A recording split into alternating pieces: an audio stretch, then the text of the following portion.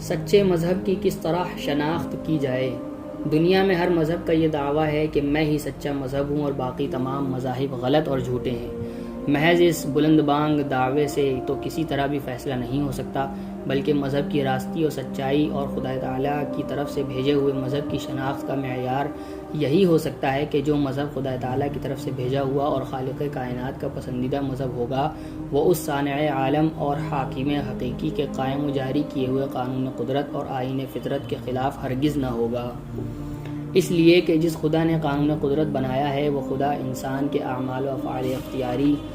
کے لیے ایسا قانون ہرگز تجویز نہیں فرمائے گا جو اس کے جاری و ساری شدہ قانون قدرت اور انسانی فطرت کے مخالف و متضاد ہو۔ خدا تعالیٰ نے تمام انسانوں کو ایک سے اعضاء، ایک سی قوتیں، ایک سی استعدادیں عطا فرمائیں، پھر سب کی ضروریات زندگی یکساں رکھیں، سب کی راحت و اذیت کے سامان یکساں، سب کی پیدائش یکساں، سب کی نشو و نما کا طریقہ اور سب کے مدارج زندگی لڑکپن، جوانی اور بڑھاپا یکساں رکھے۔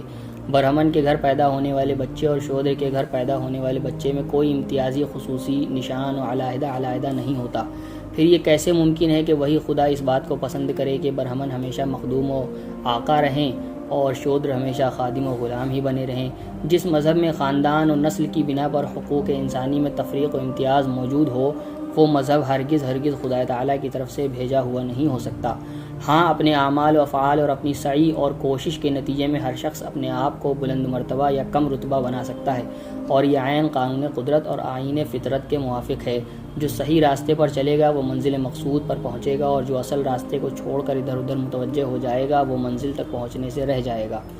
پس جس مذہب میں بلا سعی و عمل صرف مخصوص خاندانوں میں پیدا ہونے کے سبب سے حقوق و مراتب ملتے ہوں اور کوشش و عمل کے ذریعے ترقی حاصل کرنے کے ذرائع مسدود یعنی بند کر دیے گئے ہوں، وہ مذہب خدائی مذہب نہیں ہو سکتا، بلکہ وہ خود غرض لوگوں کی گھڑت اور فریب دینے کا ایک آلہ ہے۔ ہادیان برحق اور شرائع الہیہ کا نزول انسان کے افعال و اعمال اختیاری و ارادی کو غلطی سے بچانے کے لیے ہو سکتا تھا۔ شرائع الہیہ انسان کے یعنی اللہ تعالیٰ کی طرف سے آئی ہوئی شریعتیں انسان کے اختیار و ارادے کو ہرگز سلب اور محو کرنا نہیں چاہتیں، بلکہ اس کی رہبری کے لیے جس کا وہ محتاج تھا ہدایت اور روشنی پیش کرتی ہیں کہ وہ اگر چاہے تو صراط مستقیم پر گامزن ہو کر کامیاب و بامراد ہو جائے۔ ہادیان برحق نے انسان کو ہرگز مجبور کرنا نہیں چاہا۔ لا اکراہ فی الدین قد تبین الرشد، دین کے معاملے میں زبردستی کا کوئی کام نہیں۔ اگر انسان کو اس کے افعال و اعمال میں مجبور کر کے اس کے اختیار اور ارادے کو جو اسے خدا تعالیٰ کی طرف سے ملا ہوا ہے سلب کر لیا جائے تو پھر انسان اپنے اعمال و افعال کا ہرگز ذمہ دار نہ رہتا، اور اس کے لیے جزا و سزا اور حیات بعد الممات یعنی اخروی زندگی بھی نہ ہوتی، اور وہ بالکل چوپایوں کی طرح ہوتا۔ پس اس بات کے تسلیم کرنے میں کسی سمجھدار شخص کو انکار نہیں ہو سکتا کہ وہ مذہب اور وہ ہادی جو انسان کے اختیار اور ارادے کو سلب کرنا اور انسان کو جبر و اکراہ کے نیچے لا کر اپنے احکام منوانا چاہتا ہے ہرگز الہی مذہب اور ہادی برحق نہیں ہو سکتا، اس لیے کہ اس مذہبی جبر و اکراہ کے معنی انسان کو اس کی انسانیت کے امتیاز و شرف سے خارج کر دینے کے سوا اور کچھ نہیں ہو سکتے، جبکہ مذہب انسان کے اختیار و ارادے کو آزاد ہی چھوڑتا ہے، اور آزاد ہی چھوڑنا ضروری بھی ہے، تو اس آزادی کی حفاظت کا بھی کوئی انتظام مذہب ہی کو پیش کرنا چاہیے۔ کون نہیں جانتا کہ ایک طاقتور صاحب اختیار و ارادہ انسان دوسرے کمزور صاحب اختیار و ارادہ انسان کے اختیار کو سلب کر کے اسے انسانیت کی حدود سے خارج اور چوپایوں میں داخل کر سکتا ہے، جیسا کہ اوپر کی فصل میں مذکور ہوا۔ طاقتور کے ظلم کو دور کر کے مظلوم کو اس کا حق دلانا یقیناً الہی مذہب کے فرائض میں سے ایک فرض ہونا چاہیے، چنانچہ الہی مذاہب نے اپنے اس فرض کو بھی ادا کیا اور امن قائم کرنے کے لیے تلوار اٹھانے اور ظالموں کو ان کے کیفر کردار تک پہنچانے کا بھی انتظام کیا ہے۔ جو شخص یا جماعت انسانی آزادی کو مٹائے اور عقائد و عبادات کو طاقت کے ساتھ روکے اور اختلاف عقیدہ کی وجہ سے ستائے تو الہی مذاہب نے ایسے شخص کا یا ایسی جماعت کے خلاف قتال کا حکم دیا ہے، یہاں تک کہ عقائد و مذہب کے متعلق کوئی دباؤ باقی نہ رہے اور انسان کی فطری آزادی محفوظ ہو جائے۔ پس خدا تعالیٰ کے بھیجے ہوئے سچے مذہب کی ایک یہ بھی شناخت ہے کہ وہ زبردستی اور بلا دلیل کوئی بات قبول کرانا نہیں چاہتا اور انسان کے اختیار و ارادے کو آزاد چھوڑتا اور حق و باطل دلائل کے ساتھ سمجھا دیتا ہے۔ اور جو قوت اس آزادی کو سلب کرنا چاہے وہ اس کے مٹانے اور ڈھانے کی ترغیب بلکہ حکم دیتا ہے۔ اب تک جو کچھ بیان ہوا اس سے بخوبی ثابت ہے کہ قیام عدل، مساوات انسانی، آزادی خیال و عقیدہ، حقوق انسانی کی حفاظت اور ترقیات کے راستوں کا ہر شخص کے لیے کھلا ہوا ہونا سچے مذہب کی خصوصیات ہیں، اور ہم کو انہی فطری اور قدرتی اصولوں پر ہر مذہب کی چھان بین کرنی چاہیے، اور اسی طرح ہم آسانی سے کسی صحیح نتیجے پر پہنچ سکتے ہیں۔ ہندو مذہب ویدوں کی عظمت اور ان کے آکاش بانی ہونے اور منوسمرتی کو واجب العمل مذہبی قانونی کتاب یقین کرنے سے عموماً کسی ہندو کو انکار نہیں، اور سینکڑوں ہی نہیں بلکہ ہزاروں سال کا عملی نمونہ ہندو اقوام کا اس پر شاہد عدل ہے۔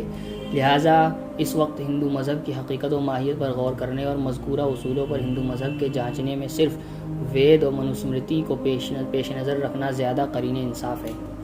رگ وید کا زمانہ وہ ہے جب آریوں نے ہندوستان پر حملہ آور ہو کر یہاں کی قدیم اقوام کو مغلوب و محکوم بنایا اور خود ان کی جگہ اس ملک کے فرما روا بن گئے۔ اس ابتدائی زمانے میں خاندان اور نسل کے امتیاز کو کالی اور گوری رنگت کے ذریعے بھی اظہار و بیان میں لایا جاتا تھا، جیسا کہ آج یورپ والوں کو اپنی گوری رنگت پر فخر ہے اور ہندوستانیوں کو وہ کالا آدمی کہہ کر حقیر و بے توقیر سمجھتے ہیں۔ اسی طرح غیر آریوں یعنی ہندوستان کے قدیم باشندوں کو آریوں نے کالا آدمی کہہ کر حقیر و بے توقیر ٹھہرایا تھا۔ چنانچہ رگ وید منڈل 2 سوکت 30 منتر 7 میں ہے کہ اندر نے ان کا کالا چمڑا ادھیڑ ڈالا، اور رگ وید میں یہ بھی ہے تو نے 50,000 کالے رنگ کے دشمنوں کو ہلاک کر ڈالا۔ ہندوستان کے قدیم باشندوں یعنی شودروں کو رگ وید مستحق قتل اور پیدائشی طور پر کشتنی اور گردن زدنی ٹھہراتا، گویا مساوات انسانی کے گلے پر چھری پھیرتا ہے۔ چنانچہ رگ وید میں ہے جب انسان سوم رس تیار کر کے مجھے پلاتا ہے تو میں غلام قوم کے کسی فرد کو قتل کر کے اس کے 2 ٹکڑے کرتا ہوں اور اسی لیے وہ پیدا ہوا ہے۔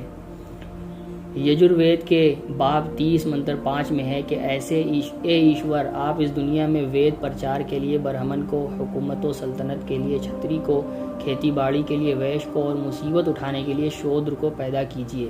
یجروید میں مذکورہ باب کے 11ویں منتر میں ہے کہ برہمن ایشور کے منہ سے، چھتری بازوؤں سے، ویش رانوں سے اور شودر پاؤں سے پیدا ہوئے ہیں۔ وید تریسمالوچن میں گوتم رشی فرماتے ہیں کہ شودر اگر وید سن لے تو اس کے کان میں پگھلا ہوا سیسا ڈالنا چاہیے، اور اگر شودر وید منتر پڑھے تو اس کی زبان میں چھید کر دینا چاہیے، اور اگر شودر وید منتر کو یاد کرے تو اس کا جسم کاٹ ڈالنا چاہیے، اور جو شودر خدمتگاری چھوڑ کر ہون وغیرہ میں مشغول ہو جائے اسے بلا تعمل قتل کر ڈالنا چاہیے۔ ان احکامات کے ہوتے ہوئے انسانی مساوات کا تصور ویدک دھرم میں سراسر غیر ممکن ہے۔ منوسمرتی میں منو جی مہاراج نے شودروں کے متعلق جو احکام نافذ فرمائے ہیں ان میں سے بعض اوپر کسی فصل میں نقل کیے جا چکے ہیں۔ منوسمرتی کے 7ویں باب میں ہے کہ اگر شودر مال جمع کرے تو برہمن کو چاہیے کہ زبردستی اس سے چھین لے۔ منوسمرتی میں ہے برہمن کا سر مونڈنا ہی قتل کرنے کے برابر ہے اور دوسرے لوگوں کو قتل کی سزا میں قتل کر دینا ہی انصاف ہے۔ منوسمرتی میں ہے کہ دنیا میں برہمن سب سے افضل ہیں۔ منوسمرتی کے 10ویں باب میں ہے کہ اگر نیچ ذات والا آدمی اونچی ذات